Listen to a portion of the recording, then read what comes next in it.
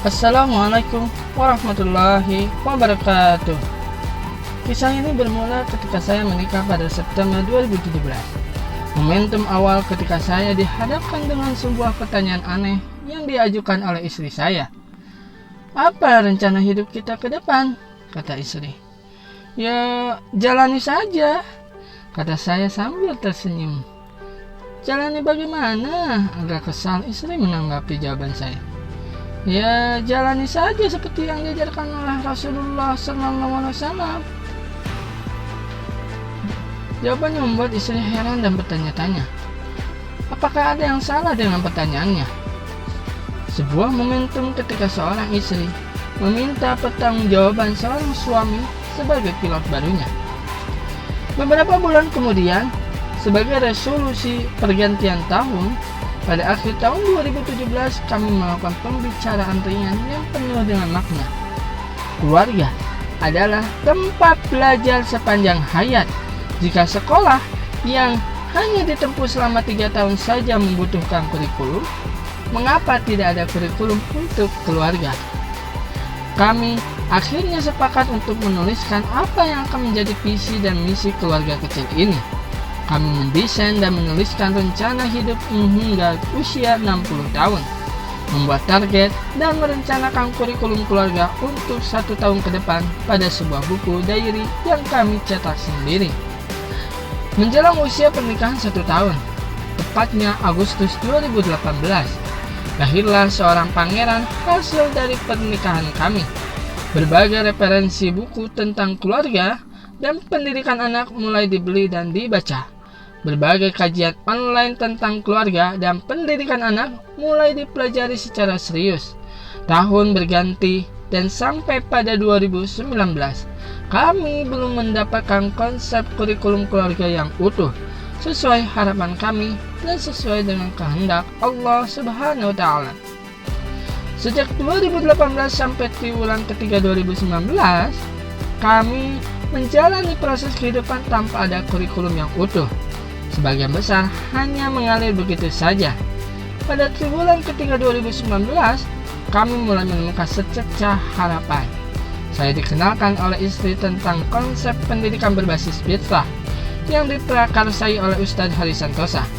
Kami mulai mempelajari konsep pendidikan berbasis fitrah dari kajian online atau tayangan ulang pada channel YouTube beliau dan membeli buku Fitrah Based Education versi 3.5 karya beliau. Setelah mendalami konsep beliau, bagaikan penjelajah yang menemukan kompas, kami mulai menemukan arah kemana keluarga kami akan menuju.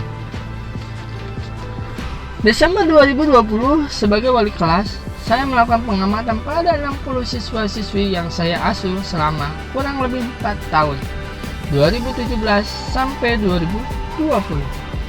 Sebanyak 10% dari total 60 siswa-siswi tersebut memiliki masalah berat, seperti tidak mau sekolah, tidak lulus, hamil di luar ikatan pernikahan, perkelahian antar siswa, dan sebagainya.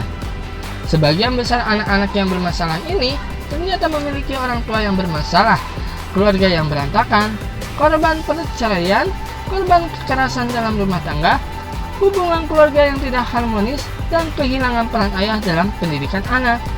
Lembaga pendidikan yang hari ini dinamakan sekolah tidak mampu menyelesaikan atau menjadi jalan keluar bagi anak-anak yang mengalami permasalahan berat di rumah. Kedua orang tuanya yang harus menyelesaikan.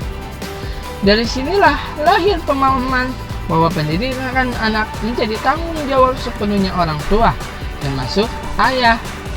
Jika ibu adalah guru madrasah pertama bagi anak, maka ayah adalah kepala madrasahnya. Ayah mempunyai tugas dan kewajiban menyusun kurikulum pendidikan keluarga, khususnya kurikulum pendidikan anak. Dari sanalah kami sadar bahwa yang memiliki tugas untuk menentukan tujuan hidup keluarga dan konsep kurikulum adalah ayah. Usia 0-7 tahun adalah golden age untuk menumbuh kembangkan dan merawat fitrah keimanan pada anak. Pada fase ini, ajarkanlah anak-anak tentang keimanan dengan menciptakan suasana kesalehan dan keteladanan. Posisikan orang tua sebagai fasilitator, bukan atasan yang memberikan perintah.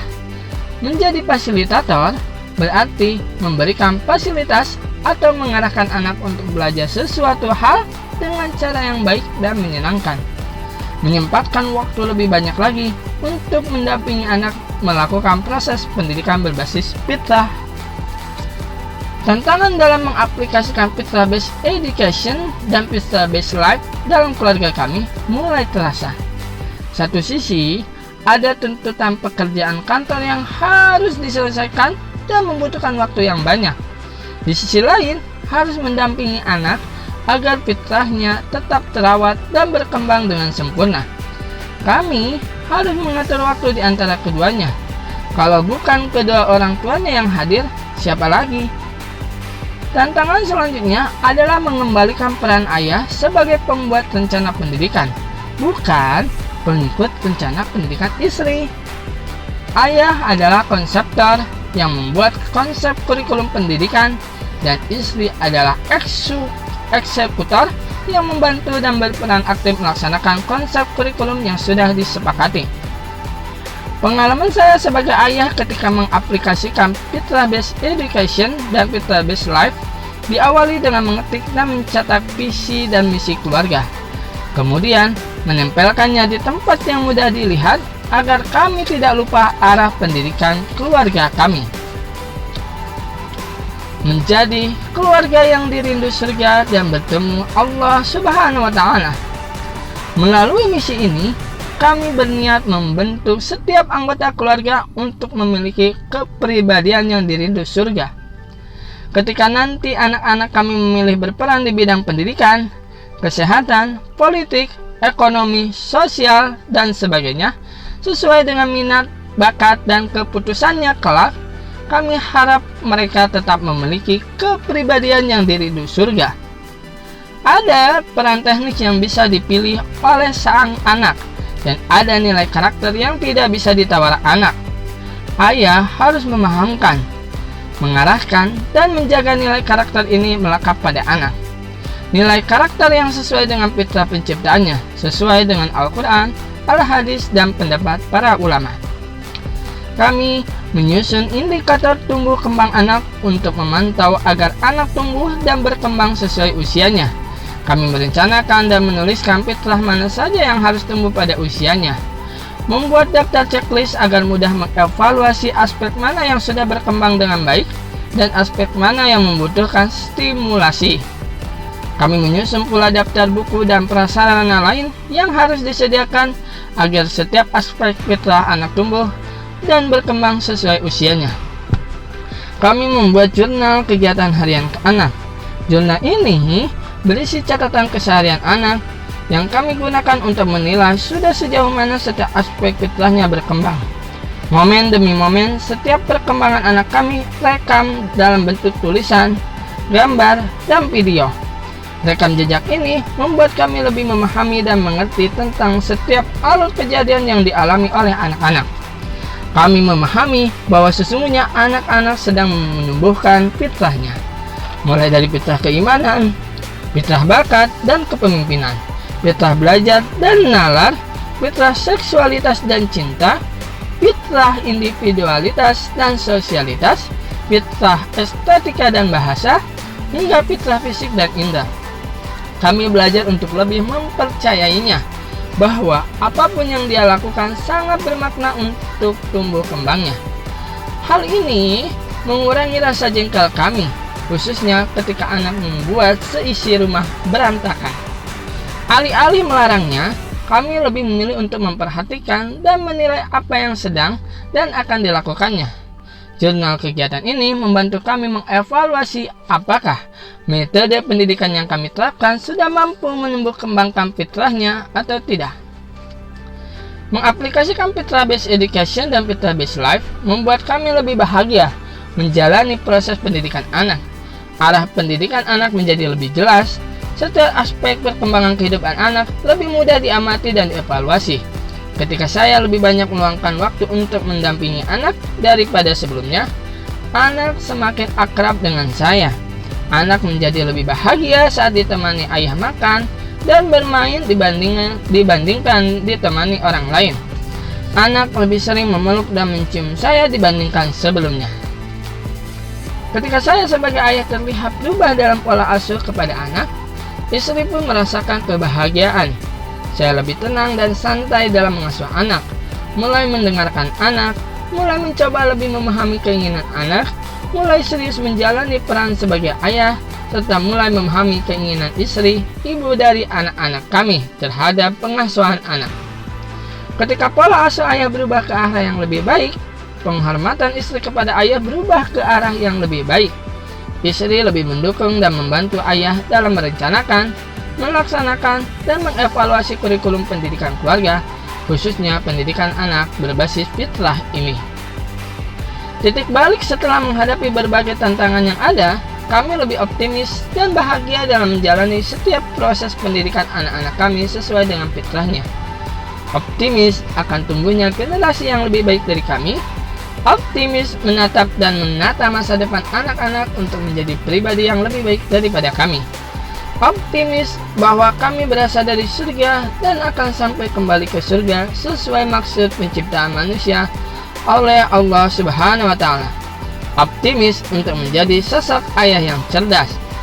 Ayah cerdas adalah ayah yang mempersiapkan bekal bagi keluarganya untuk menghadapi kehidupan di masa depan, yaitu akhirat. Optimisme ini saya tuangkan dengan membentuk komunitas ayah cerdas agar semangat merencanakan, membuat, dan memantau kurikulum pendidikan anak sesuai fitrah bisa terjaga dengan baik. Melalui komunitas ini, saya berniat memberikan inspirasi kepada keluarga muda yang lain, serta menularkan semangat untuk bersama membawa keluarga menjadi hamba Allah dan khalifah yang dirindu surganya. Untuk ayah bunda yang sedang menyelami indahnya lautan pendidikan anak, kunci utama adalah berdoa, karena hanya Allah Subhanahu wa Ta'ala yang mempunyai kuasa untuk memberikan kita kekuatan, kesabaran, dan kemampuan dalam membersamai anak. Kedua, rencanakan kurikulum pendidikan keluarga sesuai dengan fitrah dan tujuan penciptaan yang dimaksud oleh Allah di dalam Al-Quran, Al-Hadis, dan tuntunan para ulama yang hanif. Ketiga, berbagi peranlah antara ayah dan bunda dalam menjalani proses pendidikan anak. Keempat, laksanakanlah segala sesuatu yang sudah direncanakan dan disepakati bersama oleh ayah dan bunda. Kelima, evaluasi apakah hasilnya sudah sesuai dengan yang diharapkan oleh Allah Subhanahu wa Ta'ala. Jika iya, lanjutkan, jika tidak, perbaiki dan rencanakan ulang. Sekian yang bisa kami ceritakan. Akhirul kalam, wassalamualaikum warahmatullahi wabarakatuh.